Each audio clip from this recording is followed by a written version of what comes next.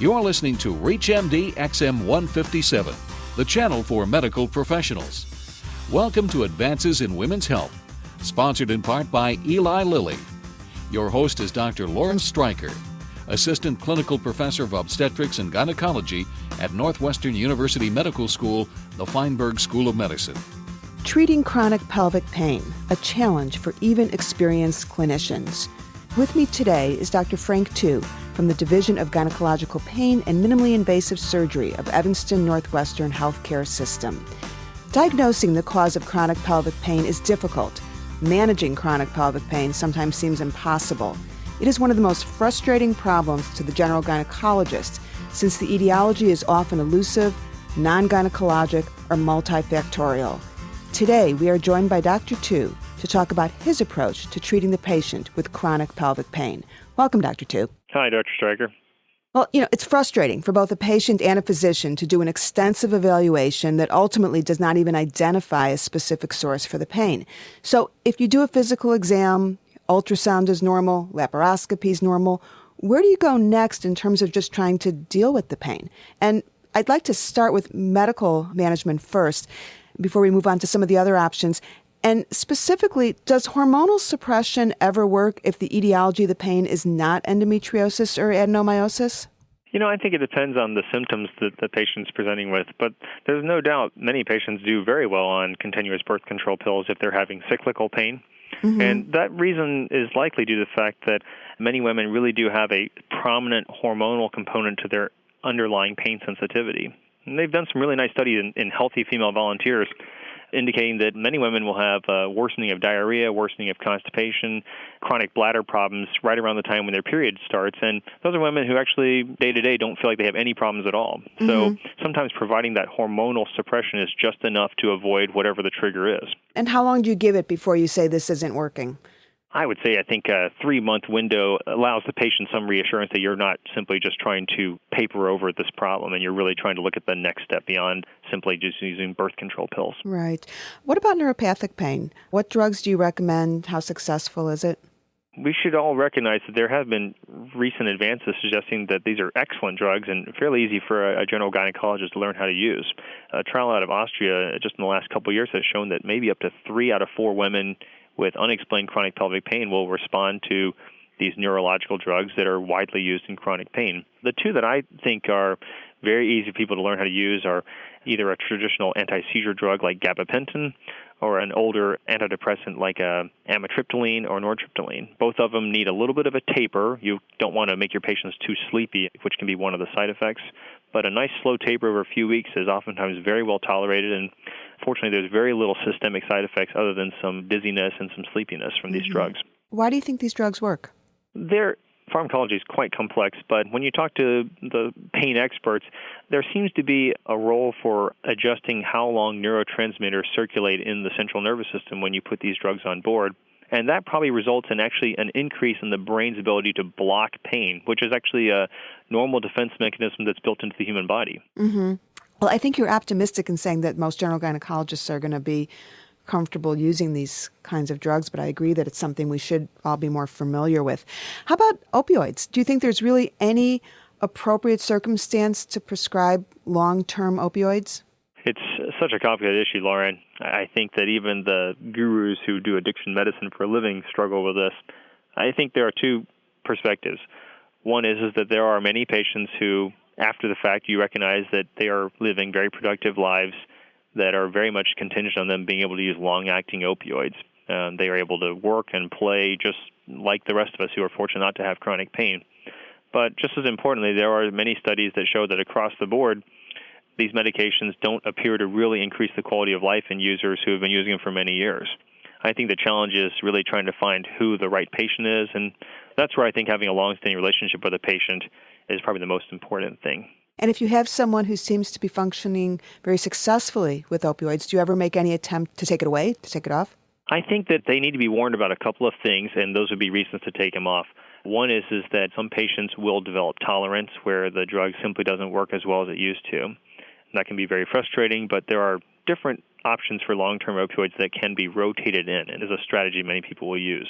Mm-hmm. But just importantly for young patients, there is increasing evidence that chronic use of opioids may affect the normal hormonal balance. And that, of course, is going to result in things that we as gynecologists are very worried about, impairing fertility or possibly leading to long-term suppression of estrogen production, which can lead to infertility or loss of bone mass. And in younger women, that's a particular concern. Are there other medications that you find useful? Certainly the use of a neurological drug can be very important. There are more novel approaches nowadays for delivering hormones to women that are sensitive. I'm a big fan of the progestin-containing intrauterine device that I think we all are really quite pleased with.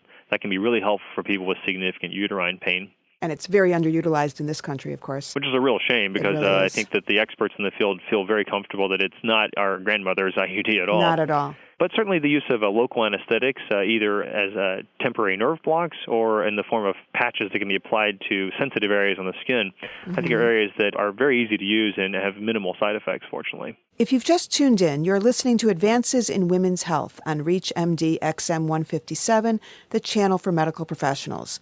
I'm Dr. Lauren Streicher, and I'm speaking with Dr. Frank Tu about treatment options for the patient with chronic pelvic pain. Let's move on to surgical management of chronic pelvic pain.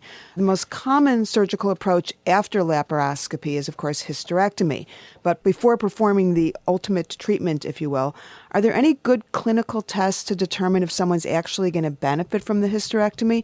For example, if someone gets really good relief of symptoms from a GnRH agonist, is that an indication that a hysterectomy is going to help, or it's just an indication that the GnRH is going to help? I think what that really tells us is that this is an estrogen-sensitive pain condition.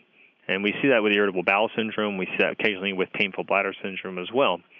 I kind of go with two rules of thumb. One is, in those rare patients who really do well on a GnRH agonist, to consider using them off-label with add-back. And there are a handful of patients I'm aware of who have been on these drugs for up to a decade with close monitoring of bone mass and things like that. But those are a rare patient. Right. Hopefully, in some of those patients, you can effectively reduce symptoms by using continuous birth control pills. But I think the real key for hysterectomy is to see, is the patient's pain symptoms predominantly related to tenderness in the uterus that you can identify on exam, to be honest. Let's just say, for example, you do decide to treat endometriosis by going to hysterectomy. If the ovaries are not removed, do you think there's any hope of complete resolution of pain? That's a really good question. In our younger patients especially, we really want to try to keep those ovaries in as long as possible. There's actually a nice study that just came out in the Obstetrics and Gynecology Journal from Tommaso Falcone's group at Cleveland Clinic that actually suggests that while if you leave the ovaries in place, it may shorten the duration to recurrence of pain. It doesn't seem to necessarily affect the effectiveness that much. But you're going to probably have to do something to keep those ovaries suppressed. And whether that's the use of a birth control pill or whether it's the use of a GnRH agonist, or if you think about Serdar Bulan's work here at Northwestern University, perhaps emerging use of aromatase inhibitors in selected patients, those might be options to allow a woman to actually still get some of the benefit of keeping her ovaries, but avoid the pain flares. So that's interesting. So you take out the uterus, leave the ovaries, and then put them on continuous hormonal suppression. It's certainly, I think, one possibility. The other possibility is, of course, using neurological drugs, kind of going completely in a different direction and trying to use a different strategy for pain control. But, of course, you and I would be most concerned as surgeons about a significant recurrence of scarring in stage 4 endometriosis. Sure. What about cervical preservation? That's, of course, becoming more common in this country, and many women request cervical preservation with hysterectomy. I think it's reasonable in a selected patient. I think the challenge is if you have a significant advanced stage endometriosis case, the cervix in place, it does become a more difficult case to perform laparoscopically in the future if a patient ends up having recurrence of pain.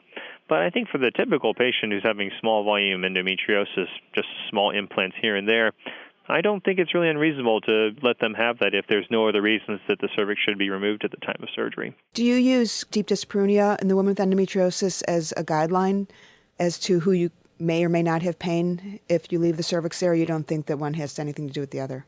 Not necessarily, but I think sometimes you can tell if the cervix itself is a significant pain generator. A real gentle exam can help you distinguish if it's the fundus or the top of the uterus is the problem, or if it seems to be the entire uterus. And I think the patients oftentimes will tell you the ones who really have sort of uterine pain throughout are the ones that are requesting they have the cervix taken out as well. Right. Of course, we think of hysterectomy as the cure, but in many cases it's the cause of chronic pelvic pain.